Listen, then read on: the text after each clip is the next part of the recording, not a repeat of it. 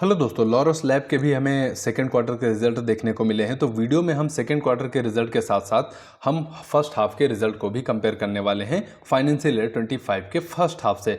तो वीडियो को शुरू करते हैं। कोई भी बाई एस एल का रिकमेंडेशन नहीं होने वाला है और वीडियो सिर्फ और सिर्फ आपकी जानकारी के लिए जो है वो बनाया जा रहा है। तो सबसे पहले हम डिविडेंड के बारे में आपको बताना चाहेंगे। तो डिविडेंड की अगर हम बात करते हैं तो यहाँ पर कंपनी की तरफ से 80 पैसे का डिविडेंड जो है वो अनाउंस किया गया है अपने शेयर होल्डर के लिए। और इस डिविडेंड की अगर रिकॉर्ड डेट आप देखेंगे तो 31 अक्टूबर जो है वो कंपनी की तरफ से इसकी रिकॉर्ड डेट रखी गई है।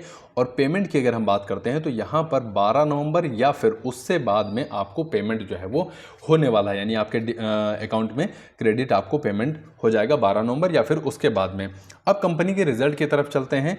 तो यहाँ पर पहले हम हाफ ईयरली रिजल्ट जो है वो जानने का प्रयास करेंगे। देखिए, कंपनी की अगर हम बात करें तो कंपनी आप जान ही रहे हैं फार्मा सेक्टर से जुड़ी हुई कंपनी है। दवाओं में इनका धंधा है, दवाएं बनाते हैं, ठीक है, सिंपल भाषा में ये समझिए। बाकी अभी मैं थोड़ा सा आपको बता भी दूंगा आगे।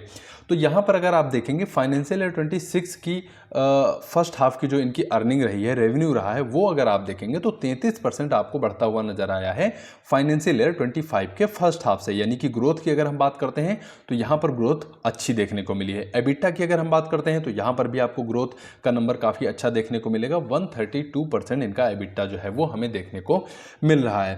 प्रॉफिट की स्थिति अगर आप देखेंगे तो एक साल पहले यानी कि FY25 के फर्स्ट हाफ में यही प्रॉफिट का नंबर आपको 33 करोड़ का देखने को मिल रहा था, जो कि अब अगर आप देखेंगे तो 358 करोड़ का प्रॉफिट का नंबर आपको देखने को मिलेगा। यानी प्रॉफिट ग्रोथ अगर आप वहां से देख रहे हैं तो लगभग 985% की प्रॉफिट ग्रोथ हमें देखने को मिल रही है। तो जो कि नंबर्स अगर आप इन तीन पैरामीटर पे कवर कर रहे हैं तो देखिए, रेवेन्यू हो गया, एबिटा हो गया, नेट प्रॉफिट हो गया, यहां पर बहुत ही अच्छे नंबर्स की ग्रोथ हमें देखने को मिली है। ईपीएस की हम बात कर लेते हैं, जो कि 60 पैसे के आसपास हमें देखने को मिल रहा था।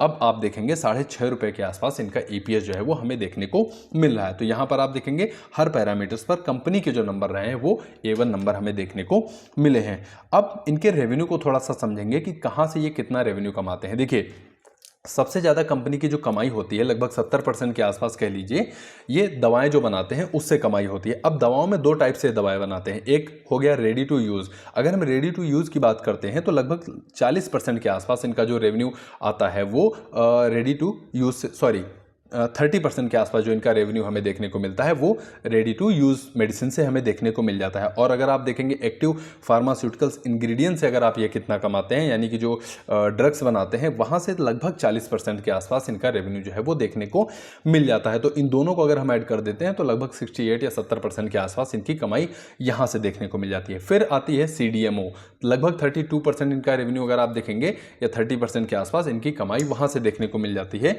अब CDMO यानी कि कोई भी कंपनी होगी, अगर उसको R&D में हेल्प चाहिए होगी तो वो लॉरस लैब से कांटेक्ट करेगी और बताएगी हमको कि R&D में हेल्प करिए।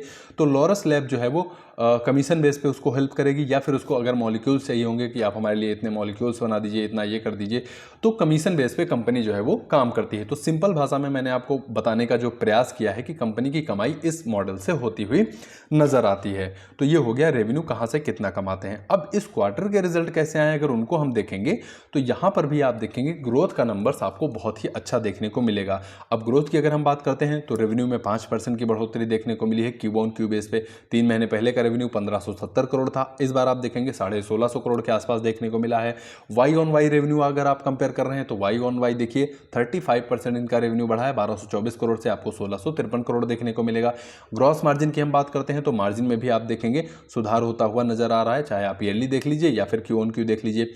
एबिटा की अगर हम बात कर लेते हैं तो 136% इनका एबिटा हमें इंक्रीज होता हुआ नजर आया है ईयरली बेसिस पे, और 10% की ग्रोथ यहाँ पर आपको देखने को मिलेगी एबिटा में क्यू ऑन क्यू बेस पे।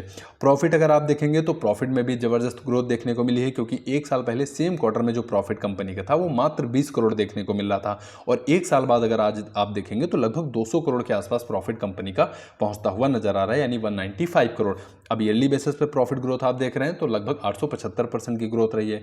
पिछली तिमाही से प्रॉफिट का नंबर कंपेयर करेंगे तो 20% प्रॉफिट इनका आपको इंक्रीज फॉर्म में ही देखने को मिल जाएगा। तो नंबर्स अगर आपने देखा होगा तो नंबर्स क्यू ऑन क्यू भी बेहतर आपको देखने को मिल रहे हैं और वाई ऑन वाई बेस पे भी कंपनी के जो नंबर्स हमें देखने को मिले हैं काफ़ी अच्छे नंबर्स हमें देखने को मिले हैं। अब इसकी अगर नंबर्स की हम बात करें तो क्योंकि मार्केट आवर्स के टाइम पे ही रिजल्ट हमें देखने को मिला था तो उसका इम्पैक्ट आपको शेयर प्राइस में भी देखने को मिला होगा। काफ़ी कोई बहुत ज़्यादा डाउनफॉल हमें शेयर में आज देखने को नहीं मिला है। तो अच्छे नंबर्स थे लॉरस लैब के। उम्मीद करता हूँ आपको वीडियो पसंद आया होगा। अगर वीडियो से आपको कुछ ना कुछ जानकारी मिली हो 0.1 या 0.2% तो वीडियो को लाइक करिए, शेयर करिए, कमेंट बॉक्स में आप अपना सुझाव बताइए और चैनल को सब्सक्राइब करना बिल्कुल मत भूलिएगा क्योंकि यहाँ पर शेयर मार्केट रिलेटेड कंपनियों का एनालिसिस करते रहते हैं, उनके बिजनेस के बारे में बात करते रहते हैं, साथ ही साथ जो भी इंपॉर्टेंट न्यूज़ होती हैं उसका भी अपडेट आपको समय समय पर मिलता रहता है। तो बाकी आपके कीमती समय के लिए आपका बहुत बहुत धन्यवाद और चैनल को जरूर सब्सक्राइब करके रखिएगा।